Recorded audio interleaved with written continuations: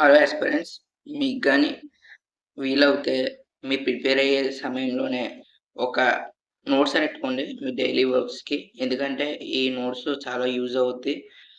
మన daily schedule ఎలా ఉంటదో, ఏంటి ఉంటదో చాలా మంది చాలా నోటిఫికేషన్స్ వస్తాయి. అయి మర్చిపోస్తారు. అప్లై చేయరు. మన కాంపిటేటివ్‌లో అందరూ కామన్‌గా అప్లై చేస్తాం. కానీ ఏదో ఒక నోటిఫికేషన్ ఉంటది.